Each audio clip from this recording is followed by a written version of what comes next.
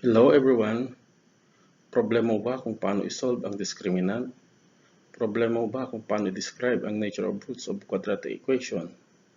Sa video ito, tuturuan kitang mag-solve ng discriminant at kung paano i-describe ang nature of roots ng isang quadratic equation.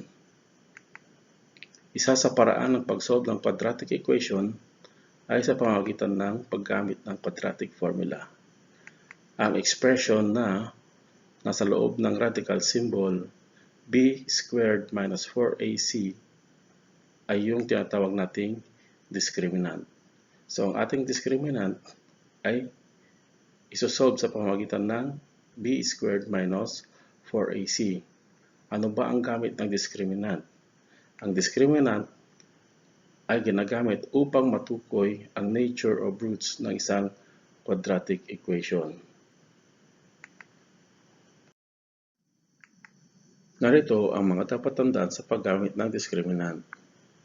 Una, if b squared minus 4ac is equal to 0, kapag ang ating discriminant ay equal to 0, ang ating roots ay real numbers, rational, and equal. Pag sinabing rational, this can be expressed as quotient of two numbers.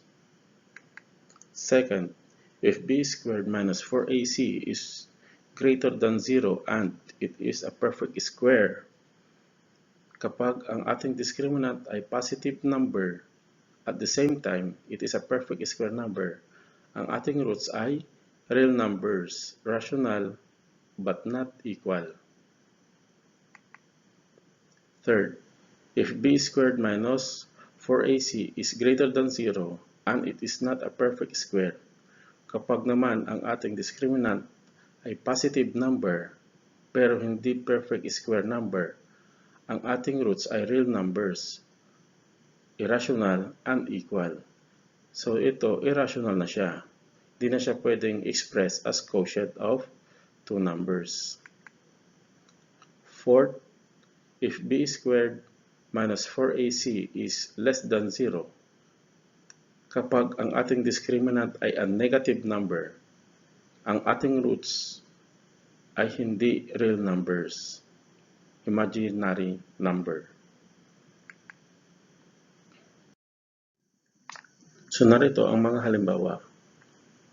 By the way, pinapaalala ko lang sa pagtukoy ng nature of roots ng quadratic equation, hindi na natin kailangang isolve ang value ng roots. Ang kinukuha lang natin dito ay yung discriminant. So, isosolve muna natin yung discriminant, then tutukuyin natin yung nature ng roots ng ating quadratic equation. Number 1, x squared plus 6x plus 9 is equal to 0 is in the standard form. Therefore, the values of a, b, c are the following. A ay automatic 1 kapag wala kang nakikita. B ay 6. Then, the value of c is equal to 9. Then we are going to substitute this to our formula. Discriminant is equal to b squared minus 4ac. So, let us going substitute b by 6 because b is equal to 6. Then, squared natin, minus 4, yan, constant yan. A is equal to 1. Then, c is equal to 9. Okay?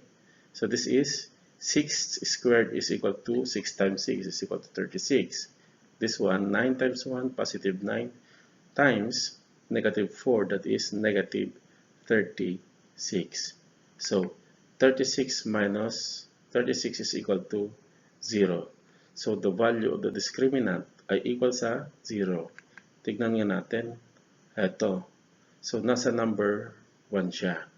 Therefore, the roots of this equation are real numbers, rational, and equal. Next example.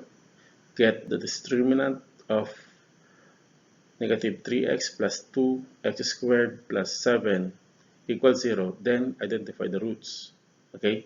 So, ang ating equation naman ngayon ay hindi nakasulat sa standard form. Naka-disarrange siya. So, dapat mauna ito, followed by this linear, then followed by the constant term.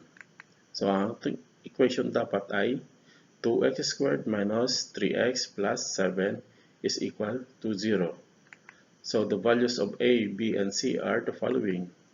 This is 2 for a, negative 3 for b, and positive 7 for c.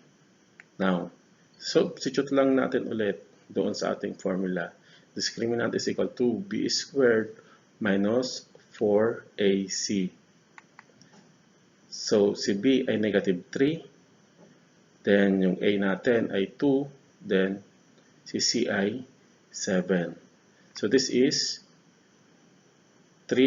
negative 3 squared is equal to 9. Kasi 3 times 3 ang ibig sabihin yan. Dito naman, 7 times 2 is 14. Positive 14. Then times negative 4, that is negative 56. So, 9 minus 56 is equal to negative 47. So, ang discriminant naman natin ngayon ay negative. So, titignan natin. So, negative less than 0. Therefore, the roots are not real. Okay? The roots are imaginary numbers. Narito pa ang dalawang halimbawa. Sa puntong ito, ipapass forward ko na lang.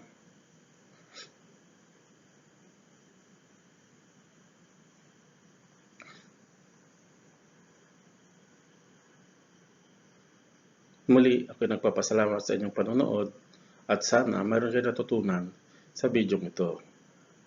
Goodbye!